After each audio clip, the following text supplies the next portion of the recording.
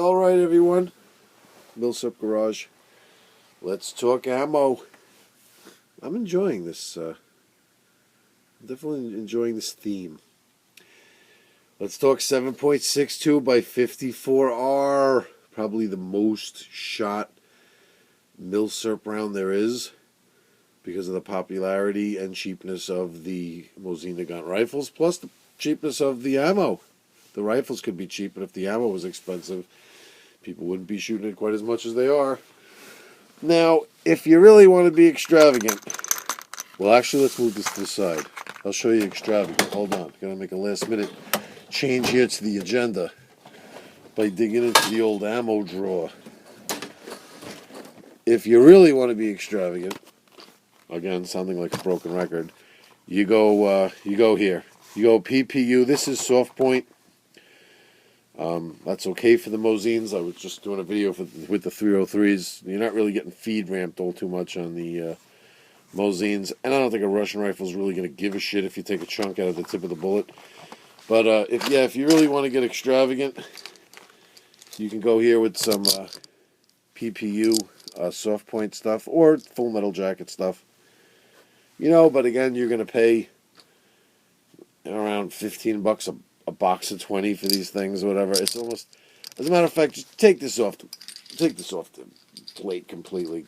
Don't even go there. Don't even waste your money. It's not even necessary unless you want to keep your brass and reload.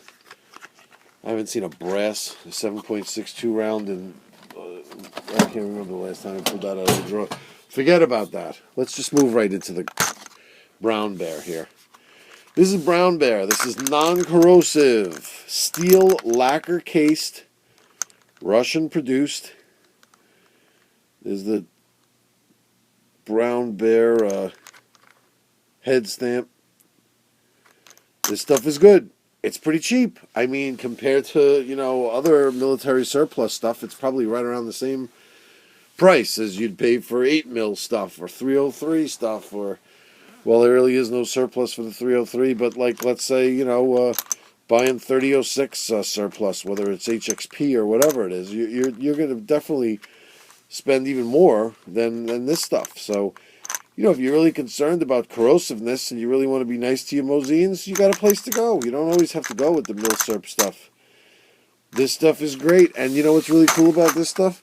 It comes like this in a box, but if you don't want to look like, some kind of hoity-toity Mosin shooter, you leave these boxes home and you just, bring them to the range like this, and you look like any of us, Milsurp, military surplus ammo hounds. I really doubt anyone's going to notice the difference when you're, using the paper wrap. But then again, it's this lacquered case definitely gives it away, But good stuff. I like this stuff. Anytime I don't feel like, going too crazy with cleaning the Mosin rifles, I'll take a bunch of this to the range. Readily available, decently priced. And it's Russian, you know what I'm saying? Now, here's an interesting thing. You want to go with the regular Russian military surplus. It's available everywhere. Here's 2 rounds of it. They look identical, don't they? These look like identical rounds. There's no difference here, right? Wrong. These couldn't be more different. Everything about them is exactly the same. Let me see. I got the light coming from the wrong direction here. I don't know anybody complaining, saying that I'm giving them a headache. You see the head stamp on here? The bottom is the date. It's 1975. And the top we have a 60. This is like the plant. This is like the factory that made it.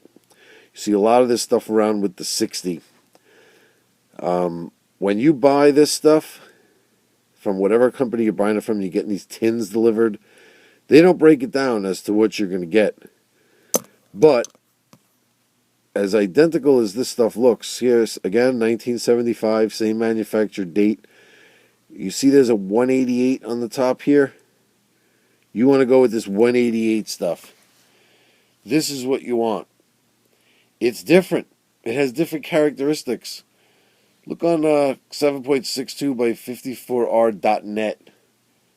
That website that breaks down Mosin's like no other website ever broke down a gun ever. And you look under the ammunition and you see you could pull up. They have charts and graphs with completely breaking down the ammo, like with differences in the feet per second, and out of the different barrel lengths of the M44 and the 9130, what the muzzle velocities are, and the out of 20 rounds, what the percentage difference was across the board. It's incredible how they break it down. And they break it down enough where you can't just say, it's like somebody's opinion, like, oh, well, that stuff's better. But meanwhile, it looks so identical. They just look so identical that you'd never think that there was any difference. You'd be like, that's got to be nonsense. It's made in a different factory. What's the difference? Whatever. Is a difference. And then I'd notice, I'd wonder like why I had those good days and bad days at the range, and I'd realize I wasn't differentiating this ammo. I would grab some from here, some from there. I would never really know what I was bringing. Now that I'm in the know, I do notice that this stuff with the 60 is just a little bit less accurate than this stuff. So, if I'm taking my my brass stacker scoped scout rifle hex receiver 9130, and I want to just kind of push towards accuracy a little bit more with the scope, I make sure I bring in some of this 188 factory stuff.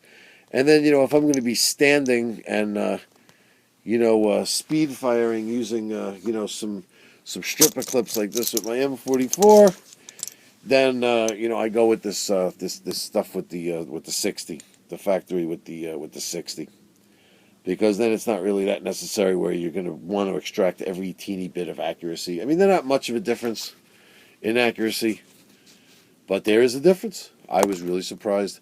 Now, you don't have to tear the whole thing apart, the whole tin apart, or even the box itself that carries the two tins, the wooden crate. On that wooden crate, that number will be there. You could look on that website too. It breaks down exactly where on the tin or where on the crate itself you will see those numbers. But they're on there. They're definitely on there. So if you have an opportunity to call and ask whoever's going to be supplying your ammo, if they could please do you a favor and take a look or send one that says 188 or what do yours say, or but better would be that you're actually walking in a place and just buying face to face where you could just pull one out that says that. But definitely go with that 188 if at all possible. It's actually this 188 factory that makes that Sniper Skya ammo that everybody seems to be so hot on these days, which I'm not really sure is any more accurate than this stuff with the 188. I think it's just this factory just was a little bit better.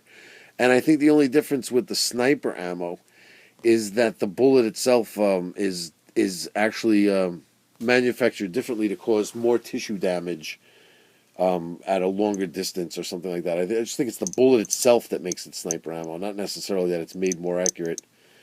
I think there's a difference in accuracy between these two, but I don't think there's any difference in accuracy between the 188 factory stuff across the board, is what I'm trying to say. I think the sniper ammo is just actually, the bullet is actually made differently to cause more tissue damage. And then, of course, let's see, what else do we have? We have this stuff, which, again, looks similar. It's just like kind of like a slightly different color to the copper washed steel. But this stuff, 1971 manufacture date, and you see up on the top is a 10. That one's a little chewy. It was definitely a little chewed up, but this one's a little bit better. You see there's a 10 on the top, and 1971 date. The 10 denotes Bulgarian. Now, there are people that swear that their rifles like the Bulgarian stuff better. I'm not exactly sure what like means. I haven't heard of anybody having any problems with, you can't exactly stovepipe a Mosin, can you? So it's not like you go like, oh, this feeds better or that works better or smoother. I mean, it's all just the same copper washed steel case shit. It's It's just something about it. People say that their guns like the Bulgarian stuff better. So you know what? I got a couple of tins of that. I've fired it. I don't really see any difference. It seems to be as accurate as the. It's kind of like in between the two, sort of, or I didn't really sit there and analyze it enough to really see if there was really much of a difference. But it worked just fine. But there are people that swear by this stuff. You'll have people that are just like, nope, gotta have the Bulgarian stuff. All right, it's there, it's out there. It makes you happy. Do it. It's good stuff. Or you can go with newer stuff. Actually, see, they lose the silver tip after a while, and this again is that factory 60. But you could see now the stamping is kind of like on the flat part of the back of the case, not on that beveled edge there. So this is 1989 manufacturer. I've had friends that say that the newer you go with this stuff, the better it gets. That the powder ages and maybe loses a bit of its zip, and in that case you would lose consistency from round to round. But I haven't really seen that. This stuff fires fine. If anything, I notice it just smells a little bit different. So it might actually be different powder. I'm not 100% sure. I'm just saying it maybe. But it works just fine. It definitely works just fine. I think this brass might be a little bit better. You kind of wonder. Let me see. Is the older stuff annealed? It looks like it's all annealed.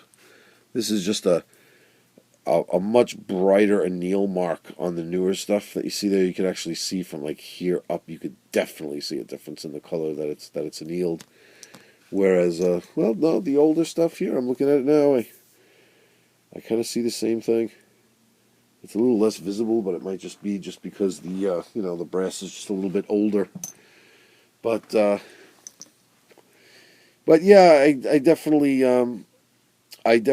understand why people would want to use the newer stuff, only because the older stuff just is really old. I mean, there's people out now that were, there's people out there shooting now that were born in 1989. You know what I mean? So to them, this is old enough. They're like, geez, this ammo is as old as me.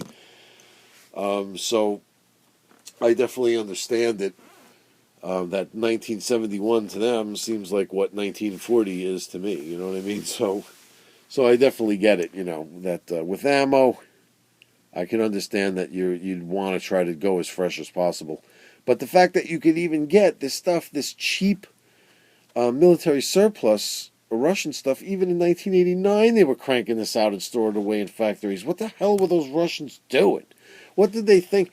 I mean, in 1989, weren't they well into the AK at that point? Like, what the hell were they doing producing billions of rounds of this shit? I guess they were just producing it for all these freaking half-ass countries that they gave all the Mosin tooling to and that they gave Mosins to, I suppose. I don't know. Thank God for Russian waste, because that leads us to cheap ammo.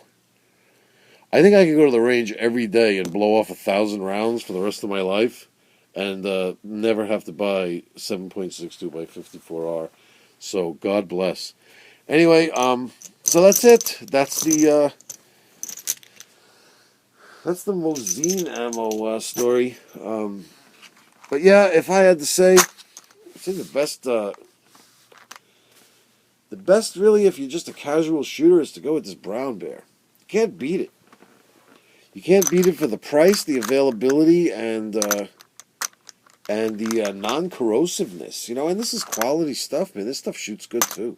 This stuff shoots accurate, and this is 179. Where's my brown bear box? 174 grain, as opposed to I'm pretty sure the military surplus 7.62 by 54R is 149.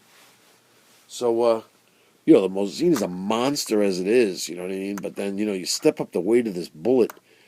This thing must hit like a freaking freight train. You know what I mean? 174 grain. Good stuff. Anyway, listen. Get out there with those Mosins. This is This ammo is available. Who goes to the range and who can go to the range and shoot off 440 rounds in a day, an entire spam can, for under $100? I mean, who could do that? Nobody shoots a high-powered rifle, goes to the range and shoots off 440 rounds in a day. There'd be a pile of brass around you, and not even $100. Meanwhile, 5 boxes of 30-06 through some guy's hunting rifle. There's $120 right there. You know what I mean? 5 boxes. He's in and out in an hour and a half. Get out there and shoot. I hope to see you guys out there. Enjoy.